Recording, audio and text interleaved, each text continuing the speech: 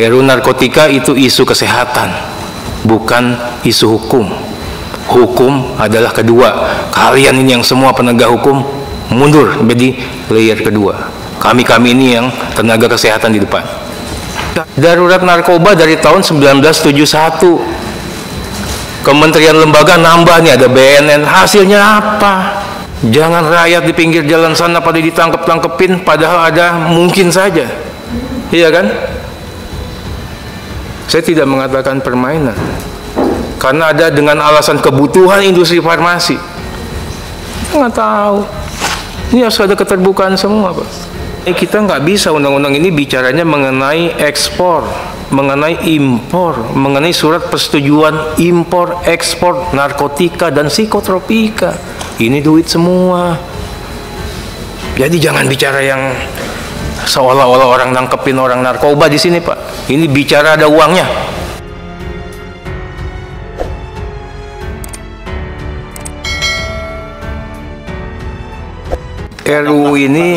RUU narkotika itu ditunggu oleh banyak pihak yang dianggap oleh pemerintah sendiri menyelesaikan banyak permasalahan. Tadi Pak Jenderal bintang 2, harusnya bintang 3 tapi malu-malu nggak mau jadinya. Mengatakan salah satunya over capacity, Pak. Ini untuk yang konsumsi kepentingan internal kementerian lembaga lah. Itu loh. Rakyat mengatakan kami butuh undang-undang yang berkepastian, berkeadilan, dan penuh manfaat. Akademisi mengatakan ini undang-undang nih isu hukum atau isu kesehatan. Tentukan dulu lah. Baru nanti derivatifnya adalah rehabilitasi. Jadi kita nggak usah latah dulu, rehab. Ini isu hukum atau isu kesehatan. Ini yang harus pemerintah hadirkan ke rakyat dengan cara gamblang dan berani. RUU narkotika itu isu kesehatan, bukan isu hukum. Hukum adalah kedua. Kalian ini yang semua penegak hukum mundur menjadi layer kedua. Kami ini yang tenaga kesehatan di depan. Rakyat menunggu itu, Pak. Rakyat nggak ngerti nih, redaksi kata-kata yang bapak-bapak buat ini larinya kemana. Jangan-jangan tidak ke rakyat. Rakyat makin pusing dengan banyaknya aturan.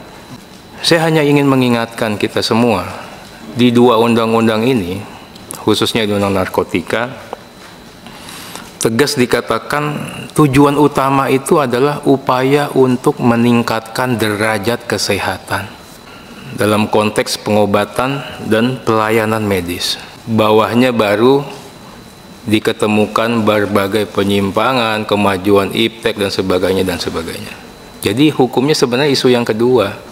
Waktu kita buat undang-undang yang kemarin, kita sudah tidak taat itu. Banyak ketentuan-ketentuan siluman yang menegasikan kepentingan isu kesehatan itu sendiri. Banyak inkonsistensi sehingga apa? Sehingga seolah-olah hukum itu hadir menguasai undang-undang ini. Apakah di undang-undang narkotika ini akan terjadi lagi? Ternyata kan sama, Pak Wamen. Nggak ada perubahan. Saya hanya mengatakan kita ini serius lah. Jadi terlalu mahal alasan menunda ini dengan alasan menggabungkan undang-undang ini. Kita menunda. Tadi saya sebenarnya ingin penjelasan dari Pak Wamen. Ya, apa susahnya sih dalam pembahasan nafas yang sama ini? Ya, kita masukkan aja ketentuan-ketentuan di psikotropika. Ini akan ditunda berapa lama? Dampaknya seperti apa nih dengan penggabungan? Kalau kita harus menunda, mana manfaat, mana dampaknya seperti apa? Metode penggabungannya seperti apa? Tadi Pak Profesor Jenderal ini mengatakan ini akan ada masalah di lapangan. Ini kan pemain, Pak. Polisi yang baik. Tuh. Ya Pak Jenderal ya. Itu beliau mengatakan kalau ada oknum yang nggak baik akan jadi masalah, Pak Jenderal ya. Kalau hanya mengatakan kita gabung nanti ada bab sendiri, bab narkotika, kemudian ada bab psikotropika. Nah ini kami akan nunggu gabungnya modelnya seperti apa. Ini hanya paparan di sekolah hukum, Pak Jenderal tadi. Pak Wamen. Kita ini lagi membuat politik hukum. Kasih gambaran yang lebih jelas lagi ke kita. Penjelasan Pak Wamen itu hanya tentang hukumnya. Kalau utilitarian bilang, Pak, apa untungnya bagi kita? Saya mencoba untuk mewakili pihak utilitarian. Ini nggak banyak berubah. Rakyat nggak diuntungkan. Posisi keberpihakan kepada penyalahguna korban ya. Tadi kan ada yang namanya pengedar. Ini yang harus dihadirkan. Dengan digabungkan ini, penyalahguna korban seperti apa? Dengan digabungkan ini, konsistensi kita kepada yang namanya darurat narkoba itu bagaimana? Darurat narkoba dari tahun 1971. Kementerian lembaga nambah nih, ada BNN. Hasilnya apa? Kemarin kita katakan nih aparat kurang, lembaganya kita bentuk BNN. Sekarang kita sepakat lagi regulasi harus dirubah. Nah, mau gimana itu? Kemudian kepada war on drugs itu seperti apa? Undang-undang ini nggak ada masalah sama war on drugs kok, santai-santai aja. Nggak ada itu. Undang-undang sekarang yang bagus-bagus nih udah responsif ya, progresif. Misalnya tindak pidana kekerasan seksual 1 kali 24 jam proses langsung. Ini nggak ada yang kelihatan di sini. Ya. Satu saksi bisa menjadi saksi. Ini nggak ada. Karena tidak membedakan antara perlindungan terkait dengan penyalahguna korban, ya, terkait dengan bandar dan pengedar. Ini yang kami tunggu, Pak. Kalau yang konservatif begini saya nggak butuh Pak Wamen yang katanya orang pinter. Kita butuh ide-ide cerdas dari membuat undang-undang ini. Saya ingin tanya ini, makanya saya nanya Kementerian Kesehatan. Kebutuhan kita akan narkotika, akan psikotropika itu berapa banyak setahun? Kasih tahu Republik ini rakyat kita. Jangan rakyat di pinggir jalan sana pada ditangkep-tangkepin, padahal ada mungkin saja. Iya kan? Saya tidak mengatakan permainan. Karena ada dengan alasan kebutuhan industri farmasi. Nggak tahu. Ini harus ada keterbukaan semua, Pak. Saya ingin tanya nanti Menteri Kesehatan ya, itu bagaimana kebutuhan kita narkoba, psikotropika untuk kepentingan medis dalam rangka pengobatan dan pelayanan kesehatan itu berapa? Yang beredar di sini berapa banyak pantauan Kemenkes? Yang kita butuhkan ternyata peredaran yang gelapnya berapa, ya kan? Kalau istilah di mainan Kementerian Perdagangan itu ada rembesan, ada nggak mainan rembesan yang ada di sini? Ini baru gagah, kita bicaranya seolah-olah nggak ada cerita hitam.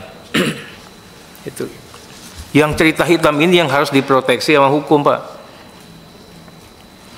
Kemudian BNN sama kejaksaan sama polisi nih, ya, peta penyalahguna dan penyimpangan itu seperti apa? Ini harus kita proteksi di regulasi. Dengan masuknya digabungkannya narkotika dan psikotropika itu dampaknya bagaimana? Urusan narkoba aja berantakan, nambah lagi psikotropika. Nanti dibuat lagi badan barulah, badan narkotika dan psikotropika. Atau memang tujuannya begini? Kami juga ingin tanya, kontrol negara yang efektif dalam konteks pengendalian dan pengawasan itu seperti apa? Omong bahwa sekarang ini kita nggak sanggup, bukan karena BNN-nya bobrok, bukan, karena memang garis pantai kita sangat luas, Pak. Pelabuhan-pelabuhan tikus tidak terjangkau. Nggak bisa kita nyalain penegak hukum sebagai tukang sapu yang baik. Karena politik negara itu mengkonstruksikan penegak hukum harus menjadi tukang sapu, bukan menyelesaikan di hulu. Nah, kami minta nih BNN kasih masukan, makanya kejaksaan kasih masukan, polisi kasih masukan. Wah, Pak, bubar, Pak, kalau kita ngurusin kerjaan kayak gini. Garis pantai aja kita, pantai timur Sumatera itu panjangnya berapa kilo, pasukan kita berapa. Nah, ini kami minta betul. Ini saya juga minta Kementerian Perdagangan, BPOM sama Kementerian Kesehatan. Ini mengenai, kita nggak bisa undang-undang ini bicaranya mengenai ekspor, mengenai impor, mengenai surat persetujuan impor, ekspor narkotika dan psikotropika. Ini duit semua. Jadi jangan bicara yang seolah-olah orang nangkepin orang narkoba di sini, Pak. Ini bicara ada uangnya. Kita bicara lagi yang namanya transito. Kita bicara lagi yang namanya pedagang besar farmasi. Kita bicara yang namanya produksi. Kita bicara yang namanya industri farmasi. Kita bicara yang namanya kemasan obat. Semuanya uang. Ini yang harus kita buka di sini. Saya minta betul nanti ya paparannya jangan seperti inilah. Kemarin saya nggak masuk ke panja narkoba. Saya pengen banget masuk, Pak. Tapi memang keputusan fraksi kan kita harus hormati. Itu loh. Saya pengen, ini karena bagi saya ini salah satu legacy, Pak. Saya pribadi pengen revisi undang-undang narkoba ini hadir. Karena belum tentu saya kepilih lagi. Saya pengen hadir di periode ini. Kemudian ditambah dengan tadi ditunda karena ada psikotropika, saya sempat sedih. Tapi saya berharap nanti Pak Wamen, ini harus jadi di periode kita. Itu loh. Kita harus kerja keras. Walaupun saya tidak dipanja, saya akan pantau terus untuk itu.